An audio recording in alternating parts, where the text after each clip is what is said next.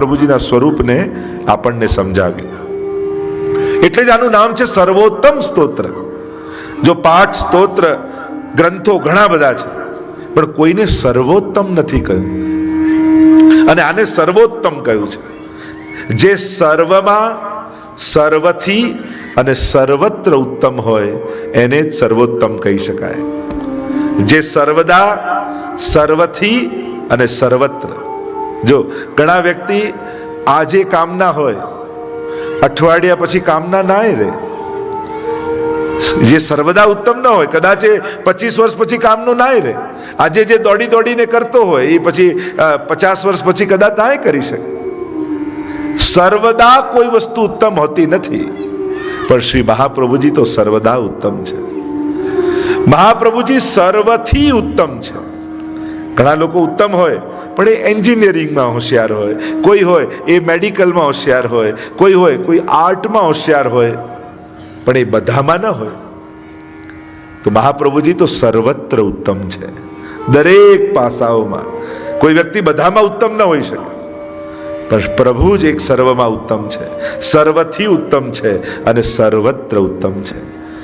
એટલા માટે મહાપ્રભુજીના આ સ્તોત્રને સર્વોત્તમ કહ્યું છે.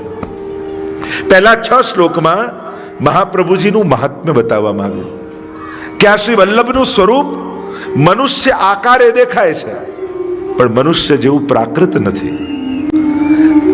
ભક્તિ માર્ગ અને અલૌકિક માર્ગમાં, ભગવત સંબંધી માર્ગમાં કેવલ આકારની ઉપાસના નથી, સ્વરૂપની ઉપાસના છે.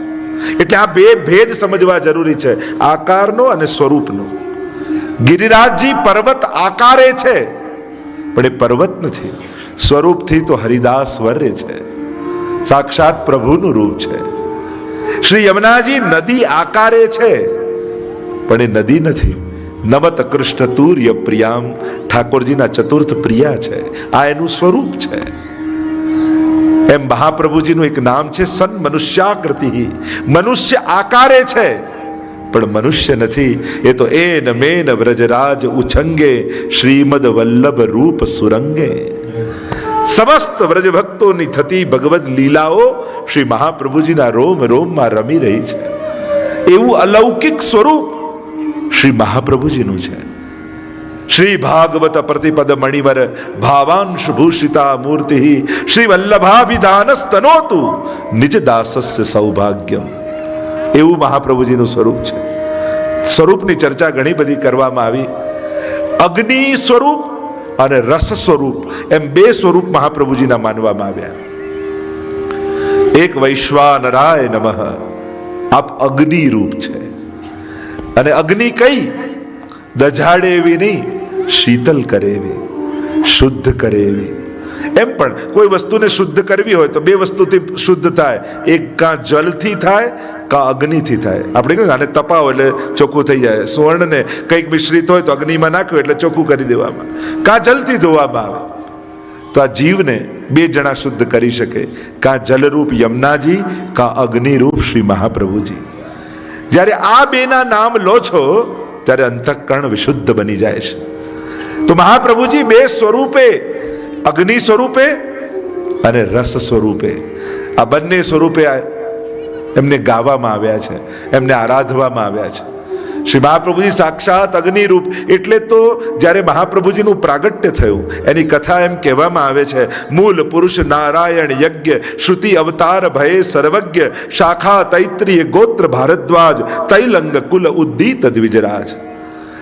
મહાપ્રભુજીના 7મા પૂર્વજ યજ્ઞ નારાયણ ભટ્ટ કાંકરવાડ ગામ આંધ્રપ્રદેશનું, અને સોમ યજ્ઞ કરી રહ્યા હતા. અને જ્યાં આહુતિ આપી એ જ યજ્ઞ કુંડમાંથી સાક્ષાત પ્રભુ પ્રગટ થયા. વચન આપ્યું, આપના કુળમાં 100 સોમ યજ્ઞ પૂરા થશે ત્યારે હું પોતે અવતાર ગ્રહણ કરીશ, હું તમારા કુળમાં પ્રગટ થઈશ. એવું વચન સ્વયં પ્રભુએ આપ્યું. અને લક્ષ્મણ ભટ્ટજીએ જ્યારે 100મો સોમ યજ્ઞ કાશીમાં પૂર્ણ કર્યો અને ત્યારે ચંપારણ્યમાં શ્રી મહાપ્રભુજી રૂપે પ્રભુ પ્રગટ થયા. અને ચારે બાજુ અગ્નિનો કુંડ હતો. આશ્ચર્ય થયું માને, આ ચારે બાજુ અગ્નિ કેમ છે?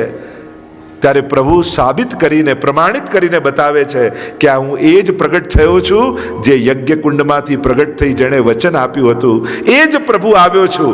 એટલે અગ્નિકુંડની મધ્યમાં મહાપ્રભુજી બિરાજમાન છે. આ રીતે અગ્નિ સ્વરૂપ શ્રી મહાપ્રભુજીનું. પણ આ અગ્નિ એ કોઈ સાધારણ અગ્નિ નહીં, આ તો વિરહાનલ છે, વિરહાત્મક અગ્નિ છે, તાપાત્મક અગ્નિ છે. પ્રભુ જ્યારે રાસમાં અંતર ધ્યાન થાય અને ગોપીઓના હૃદયમાં જે તાપ રૂપી અગ્નિ પ્રગટ થાય, એ વિરહાત્મક અગ્નિનું સ્વરૂપ એ શ્રી મહાપ્રભુજીનું સ્વરૂપ છે. અને બીજું સ્વરૂપ એ રસ સ્વરૂપ છે. સપ્તશ્લોકીના પ્રથમ શ્લોકમાં ગુસાઈજી વલ્લભના સ્વરૂપનું વર્ણન કરતા આજ્ઞા કરે છે. સ્ફુરત કૃષ્ણ પ્રેમા મૃતરસ ભરેણાતિ ભરિતા વિહારાન કુરવાણા વ્રજપતિ વિહારા દિશુ સદા પ્રિયા ગોપી ભરતુ સ્ફુરતુ સતતમ વલ્લભ ઇતિ પ્રથાવત્યસ્માકં હૃદય સુભગમૂર્તિ સકરુણા. સ્ફુરત કૃષ્ણ પ્રેમામૃત રસ ભરે, રોમ રોમ રસ છલકે શ્રી વલ્લભ, રોમ રોમ રસ. જે ગુસાઈજીએ સંસ્કૃતમાં ગાયું છે એ જ અષ્ટછાપ ભગવદીઓએ વ્રજભાષામાં ગાયું છે. રોમ રોમ રસ છલકે શ્રી વલ્લભ, રોમ રોમ રસ છલકે. રસરૂપ છે ઈશ્વરનું. વેદમાં સ્વરૂપ બતાવ્યું રસો વૈસહ. બે સ્વરૂપ વેદમાં પરમાત્માના કયા? એક સત્યમ જ્ઞાન અનંતમ બ્રહ્મ, એ સત્ય જ્ઞાન રૂપ, અને અનંત એટલે આનંદ રૂપ. અને બીજું કયું? રસો વૈસહ, એ રસરૂપ છે. અને મહાપ્રભુજી એ અલૌકિક ભગવદ રસનું દાન કરવા માટે પધાર્યા છે. અને આ પોતે રસરૂપા છે. જેમ કોઈ ચાસણીના ખીલોના બનાવો, મિશ્રીના, ગુલાબ બનાવો કે ગુંજા બનાવો કે જુદા જુદા ખીલોના બનાવો, ફૂલ બનાવો, તો એને દાંડી ચાખો, પત્તું ચાખો કે પાંખડી ચાખો, બધામાં મિશ્રીનો જ સ્વાદ આવે. આકાર જુદો છે, રૂપ તો એ રસનું જ છે. એમ શ્રી મહાપ્રભુજી પણ જે કૃષ્ણ તત્વ રસના બનેલા છે એ જ રસનું સ્વરૂપ શ્રી મહાપ્રભુજીનું છે. તો 6 શ્લોકમાં સર્વોત્તમ સ્તોત્રમાં મહાત્મ્ય બતાવ્યું. પ્રાકૃત ધર્માનાશ્રય અપ્રાકૃત નિખિલ ધર્મ રૂપમિતિ નિગમ પ્રતિપાદ્યમ યથચ્છુદ્ધમ સાકૃતિ સ્તૌમી કલિકાલતમચ્છન્ન દૃષ્ટિત્વા વિદુષામપી સંપ્રત્ય વિષયસ્તસ્ય મહાત્મ્યમ સમભૂતભવી દયયા નિજ મહાત્મ્યમ કરિષ્યન્ન પ્રકટમ હરિ વાણ્યા યદા તદા સ્વાસ્યમ પ્રાદુર્ભૂતમ ચકારહે. આ કોણ છે? પ્રાકૃત ધર્માનાશ્રયમ. આમના સ્વરૂપમાં કોઈ પણ પ્રકારની પ્રાકૃતતા નથી. પ્રાકૃતતા કોને કહેવાય? જન્મથી લઈને મૃત્યુના જે ધર્મો છે ને, વર્ધતે જાયતે મ્રિયતે, આ બધા પ્રાકૃતતા કહેવાય. મહાપ્રભુજી માં આ પ્રાકૃતતા નથી. એમનું જન્મ નથી, પ્રાગટ્ય છે. એમનું મૃત્યુ નથી, એમનું પ્રયાણ છે. જેનું પ્રાગટ્ય હોય એ પ્રયાણ કરતા હોય, એમનો મૃત્યુ ન હોય. આસુર વ્યામો લીલા કહીએ ને, મહાપ્રભુજી સદૈ લીલામાં પધાર્યા અને મહાપ્રભુજી પ્રગટ્યા છે. એટલે જન્મ અને મૃત્યુ સુધીના જે ધર્મો છે એ પ્રાકૃતતા કહેવાય. અને પ્રાકૃતતા એમનામાં નથી, અલૌકિકતા છે, આધિદૈવિકતા છે. અને અલૌકિક બુદ્ધિ ધારણ કરી. જો જ્યારે પણ કોઈ પણ અલૌકિક સ્થાનમાં જાઓ ત્યારે ક્યારેય પણ લૌકિક બુદ્ધિ લઈને નહીં જવી. કારણ કે લૌકિક બુદ્ધિ લઈને જશો તો એ અલૌકિકતાનો અનુભવ નહીં કરી શકો. જ્યારે પણ ભગવત ધામમાં જઈએ, ભગવત મંદિરમાં જઈએ, બને તો કોશિશ કરજો કે અહીંયા આવીને મને કોઈ લૌકિક વિચાર ના આવે, લૌકિક વ્યવહારનો વિચાર ન થાય. લોકો તો ઘણીવાર માણસોની અવ્યવસ્થાને કારણે ભગવાન જોડે વેર બાંધી લે. કોઈ કાર્ય કરતા કંઈક બોલી ગયું હોય ને, યા વ્યવસ્થિત સાચવ્યા ના, હવે તો હવેલી આવવું જ નહીં. લો, ભૂલ પેલાની અને વેર બાંધેલી ઠાકોરજી સાથે.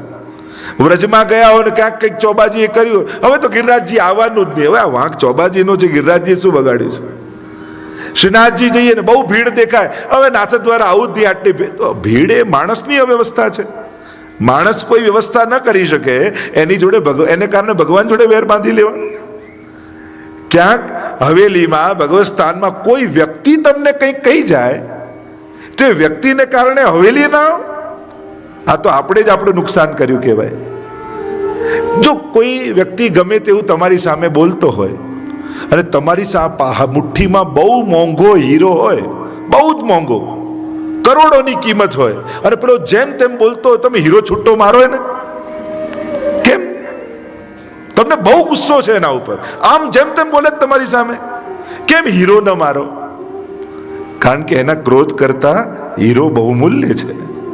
એમ કોઈ કંઈ કહે તો સેવા રૂપી હીરો છોડી ન દેવાય, કારણ કે એના કરતા આ બહુમૂલ્ય છે. હાથમાં આવેલી તકો, હાથમાં આવેલા અવસરો, હાથમાં આવેલી ભક્તિ, હાથમાં આવેલો સેવાનો હીરો એ કોઈ ફેંકી દેવાય? કોઈ વ્યક્તિઓની ભૂલને કારણે, અવ્યવહારને કારણે, એની વિપરીતતાને કારણે પ્રભુથી દૂર ન થતા, નહીં તો મોટું નુકસાન કરી લેશું. વાંક વ્યક્તિઓનો હોય છે, પ્રભુ તો કૃપા જ કરનારા હોય છે.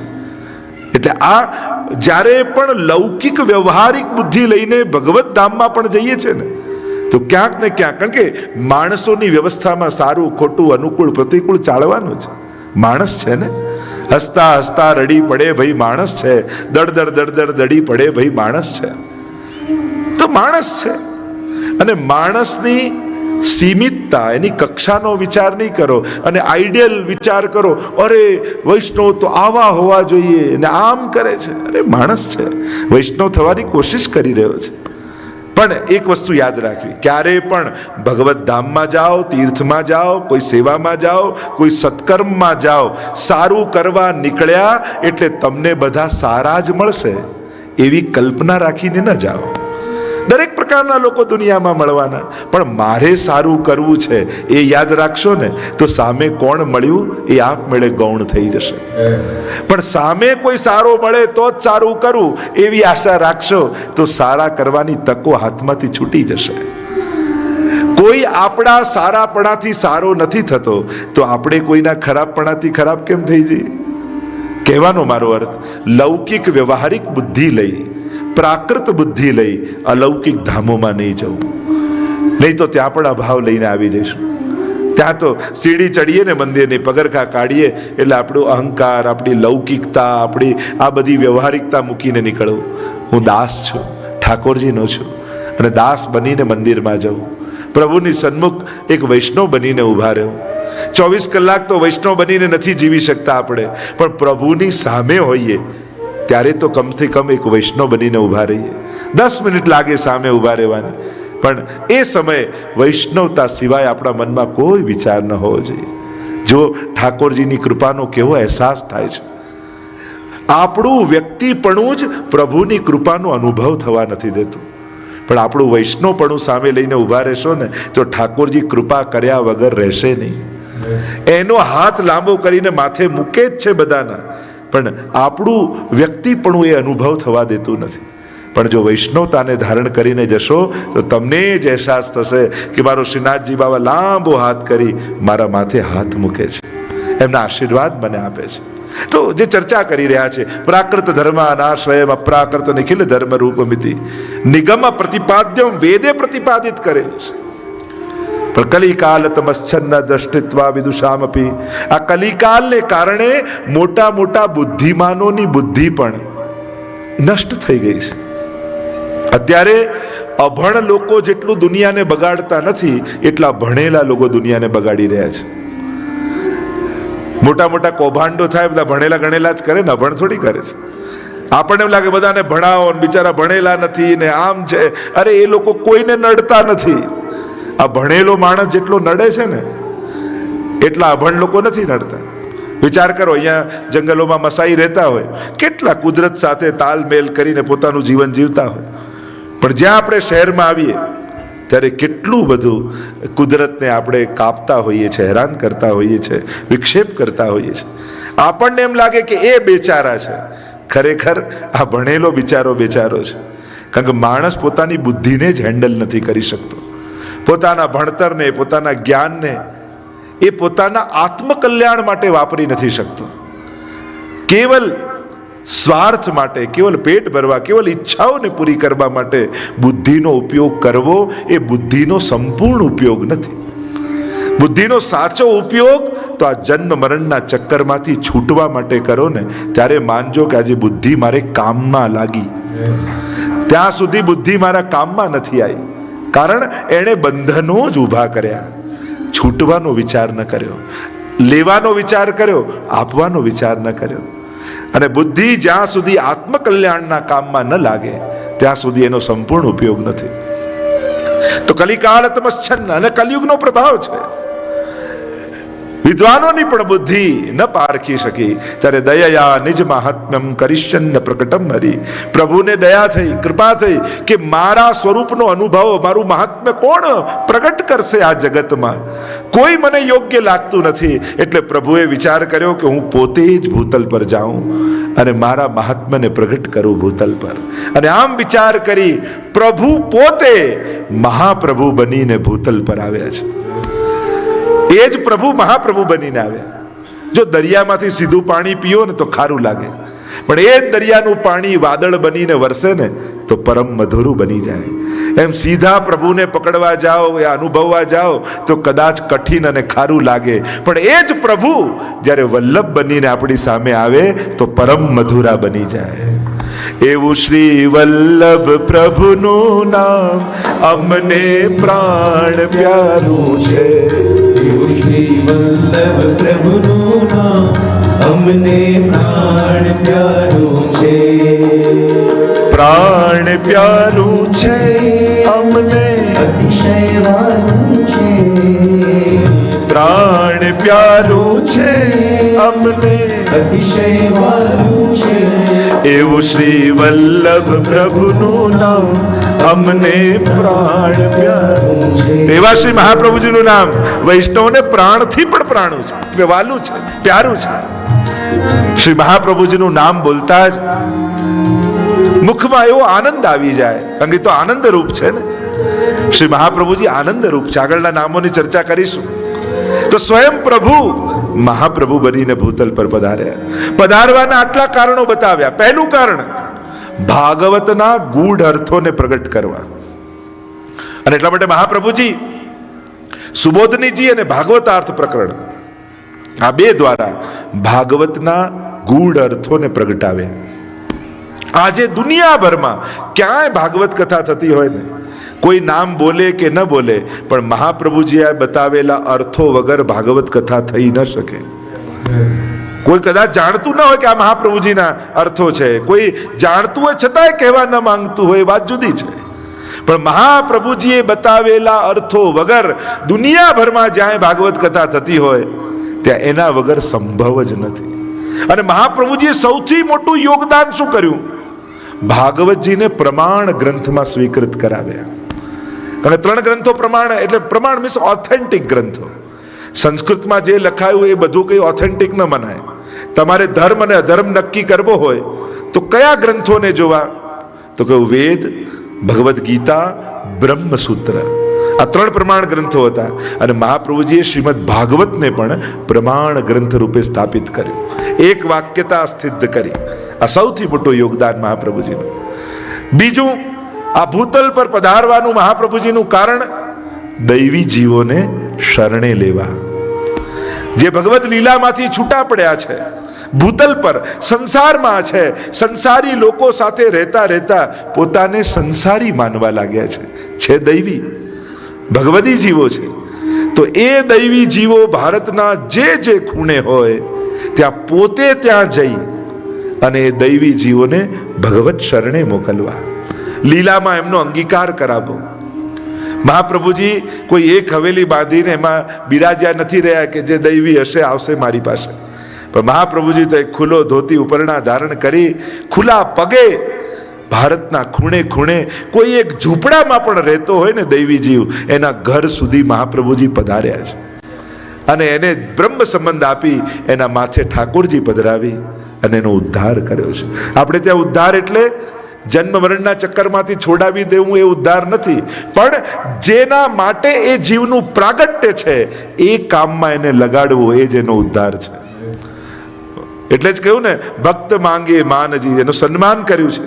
અને સન્માન શું હોય? એક વૈષ્ણવનું સાચું સન્માન શું હોય? એના અધિકાર અનુસાર ગુરુ એને એ પ્રકારની સેવા આપે, એ જ એનું સૌથી મોટું સન્માન છે. વૈષ્ણવ માટે મળેલી સેવા જ સન્માન છે. મને ઠાકોરજીએ આ સેવા આપી, આનાથી મોટું મારું સન્માન શું હોઈ શકે? આ જ સાચું સન્માન છે. સેવા મળવી એનાથી મોટું કોઈ સન્માન નથી. હા, પછી એની સેવાને કોઈ બિરદાવે, એ ગુરુ પોતાના આનંદ માટે એને બિરદાવે કે ના, તે ખૂબ ઉત્તમ સેવા કરી, અને એની સેવા લોકો માટે પ્રેરણારૂપ બને, એ એક જુદો વ્યવહાર છે, એક જુદો ભાવ છે, એની પણ મહત્તા છે.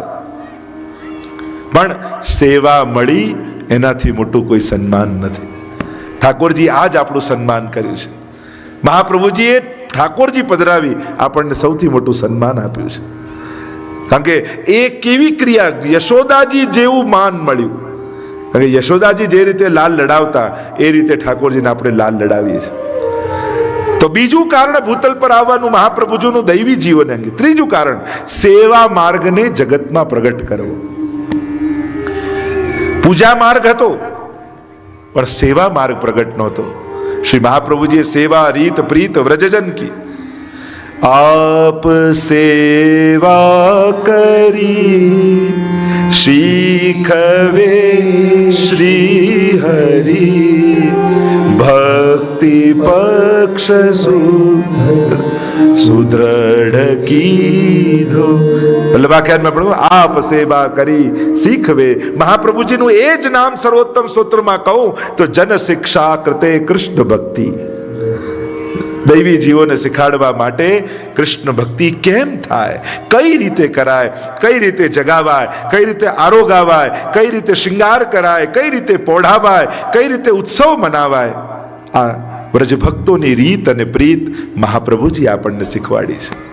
તો આ સેવા માર્ગને જગતમાં પ્રગટ કરવો, આમ આવા ઉદ્દેશ અને બીજા અનેક ઉદ્દેશો લઈ શ્રી મહાપ્રભુજી ભૂતલ પર પધાર્યા. અને કેવલ વલ્લભ નથી પધાર્યા, પોતાના વંશને પ્રગટ કર્યો, જેથી અનાદિકાલ સુધી દૈવી જીવોને આ ત્રણેય ઉદ્દેશો સિદ્ધ થતા રહે. ભાગવતના અર્થો, મૂળ અર્થો પ્રગટ થતા રહે. બ્રહ્મ સંબંધ આપી દૈવી જીવોને શરણે લેતા રહે. હું તો કહું, અહીંયા આ એક અવસર મળ્યો છે. શુક્રવારે પહેલો શ્રીનાથજીની સન્મુખ બ્રહ્મ સંબંધ. એટલે હું તો ઈચ્છું, અહીંયા જેટલા વૈષ્ણવના પરિવારમાં હજી કોઈ બ્રહ્મ સંબંધ પામ્યા વગરનું રહી ગયું હોય, તો બધા ઘરે ઘરે જુઓ કે અમારા ઘરમાં કોઈ બ્રહ્મ સંબંધ વગરનું છે, અને બધા દૈવી જીવોને ઠાકોરજીના શરણે બ્રહ્મ સંબંધ લેવડાવીને શરણાગત કરી દે. અહીંયા કોઈ પણ વૈષ્ણવના ઘરમાં કોઈ પણ જીવ શરણાગતિ સિવાયનું ન રહી જાય. કારણ કે શરણાગતિ દ્વારા જ આ કલિયુગમાં ઉદ્ધાર છે આપણો. કોઈ એક એવા ચરણ પકડી રાખો કે જ્યારે કોઈ સાથ નહીં આપે, ત્યારે જેના ચરણ પકડ્યા છે ને, એ તમારો હાથ પકડીને ઉગારી લેશે. કોઈ એક એવો સહારો. કોણ? તમને પ્રશ્ન કરું કે જ્યારે સંકટ જીવનમાં આવે અને એમ લાગે કે હવે કોઈ સાથ આપનારું નથી, ત્યારે કયા નામને પોકારશો તમે? કોને બોલાવશો? બસ એના શરણે જતા રહો. પ્રભુ સર્વ સમર્થો હિ તતો નિશ્ચિત તતામ વ્રજેત. પ્રભુ સર્વ સમર્થ છે, એના શરણે જશો, સમગ્ર નિશ્ચિંતા જીવનમાં આવી જશે. કારણ કે સમર્થનો આશ્રય કર્યો છે. અલ્પનો આશ્રય કરશો તો અલ્પતા મળશે, સમર્થનો આશ્રય કરશો તો સામર્થ્ય મળશે. તેવા શ્રી મહાપ્રભુજી કહ્યું, આ સર્વોત્તમ સ્તોત્ર જે પ્રભુ પ્રગટ થયા છે પોતાના મહાત્મ્યને પ્રગટ કરવા માટે, તો એ સર્વોત્તમ સ્તોત્ર નામ નામ છંદો જગત્ય સૌ. તો ઋષિ અગ્નિ કુમાર અસ્તુ. અને ઋષિ કોણ છે? કે સ્વયં ઋષિ કુમાર અગ્નિ કુમાર એટલે ગુસાઈજી. આનો છંદ કયો? તો કે જગત્ય સૌ અનુષ્ટુપ છંદ. આના દેવતા શ્રી કૃષ્ણાસ્યમ દેવતા છે, આના દેવતા છે મહાપ્રભુજી. અને બીજમ કારુણિક પ્રભુ, સ્વયં કરુણામય પ્રભુ, એ જ આ સર્વોત્તમ સ્તોત્રના બીજ છે. એટલે કે આ સર્વોત્તમ સ્તોત્રના 108 નામ એ 108 મંત્ર છે. કહ્યું કે આ મંત્ર, આ સ્તોત્ર જાપ કરવાથી મળશે શું? તો કે રાસમાં જે ફલ મળે છે એ ફલ સર્વોત્તમ સ્તોત્રના પાઠથી મળશે. કૃષ્ણા ધરા મૃતા સ્વાદ સિદ્ધિરત્ર ન સંશય. એ કૃષ્ણના પરમ ન ધરાયા મૃતમ ઇતિ અધરામૃતમ, એ પરમ ભક્તિના રસનો અનુભવ આ કેવલ સર્વોત્તમ સ્તોત્રના પાઠ માત્રથી મળી જશે. એવું મહાત્મ્ય સર્વોત્તમ સ્તોત્રનું કહ્યું છે. 108 નામ છે, એમાં મુખ્ય 3 નામ છે અને બાકી બધા નામો એને સહાયક નામો છે. અને એ સહાયક નામો એ રીતે 108 નામ કયા. 3 નામ મુખ્ય: આનંદ, પરમાનંદ અને શ્રી કૃષ્ણાસ્ય. બાકી બધા જ નામો એના સહાયક. તો આ 3 નામ મુખ્ય કે રૂપમ તત ત્રિતયાત્મકમ. મહાપ્રભુના સ્વરૂપનું ધ્યાન કરીએ ત્યારે ત્રિતયાત્મક સ્વરૂપનું ધ્યાન કરીએ તો આ 3 નામ, જે પહેલા મેં 3 સ્વરૂપ મહાપ્રભુજીના કયા, આનંદ એમ કહી એ સાક્ષાત બ્રહ્મ છે એનું સૂચન આપ્યું. પરમાનંદાય નમઃ એમ કહી એ સાક્ષાત સ્વામીજી છે એનું સૂચન કર્યું. અને શ્રી કૃષ્ણાસ્ય એમ કહી સાક્ષાત પ્રભુના મુખારવિંદ રૂપ ગુરુ સ્વરૂપે મહાપ્રભુજી પ્રગટ થયા છે એનું સૂચન કર્યું.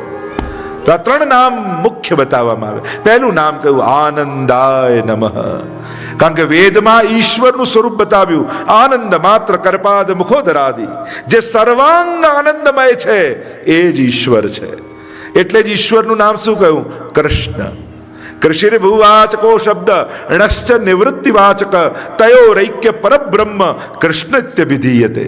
કૃષ્ણ શબ્દનું ડેફિનેશન, એની વ્યાખ્યા ઉપનિષદ એમ કહે છે, કૃષિર ભૂવાચક શબ્દ. ભૂ એટલે સત્તા, જેની સર્વત્ર આનંદ રૂપ સત્તા છે એ જ કૃષ્ણ છે. એટલે જ આપણે નંદ મહોત્સવ કરીએ ત્યારે નંદ ઘેર આનંદ ભયો. પછી કહીએ જય કનૈયા લાલ કી, કે કૃષ્ણ નામે આવ્યો. પણ કોણ આવ્યું છે? એ વેદમાં બતાવેલો આનંદ રૂપ બ્રહ્મ એ નંદ બાબાના ઘરે આવ્યો છે. એટલે કહીએ છીએ નંદ ઘર આનંદ ભયો.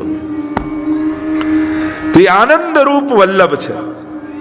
અને એટલા માટે આપણે દોડમાં ગાતા હોઈએ છીએ ને, શ્રી વલ્લભ ને શરણે જઈ રહીએ આનંદ. વલ્લભને શરણે જઈ રહીએ આનંદમાં, સેવું સદા તો વ્રજનાધણી, સેવું સદા તો વ્રજનાધણી, મારું ગુણે પેલું શ્રી વલ્લભ ને શરણે જઈ રહીએ આનંદમાં. અને જેને વલ્લભનું શરણું મળ્યું છે એને તો સદાય આનંદમાં રહેવું. કારણ કે આનંદ રૂપ પ્રભુ મળ્યા અને આનંદ રૂપ ગુરુ મળ્યા, પછી બાકી શું રહ્યું? પણ એ આનંદને માણે કોણ? તો કે કૃષ્ણ ચરિત્રની લીલામાં સર્વોચ્ચ આનંદ કોને અનુભવાય છે? તો કે સ્વામિનીજીને. કારણ કે આનંદનો અનુભવ કરે એ પરમાનંદી થઈ જાય. રસગુલ્લો થઈ જવામાં આનંદ થાય કે ખાનારને વધારે આનંદ આવે? રસગુલ્લા બની જવામાં આનંદ નથી, એને ચાખવામાં આનંદ છે. એમ બ્રહ્મ બની જવામાં આનંદ નથી, બ્રહ્મનો આસ્વાદ માણવામાં આનંદ છે. તો એ બ્રહ્મનો આસ્વાદ કોણ માણે છે? તો કે સ્વામિનીજી. એટલે કહ્યું પ્રભુ આનંદાય, પણ સ્વામીજી પરમાનંદાય નમઃ. એ તો પરમાનંદ રૂપ છે. એટલે શ્રી વલ્લભનું આ સ્વરૂપ. અને ત્રીજું સ્વરૂપ કહ્યું શ્રી કૃષ્ણાસ્યાય નમઃ.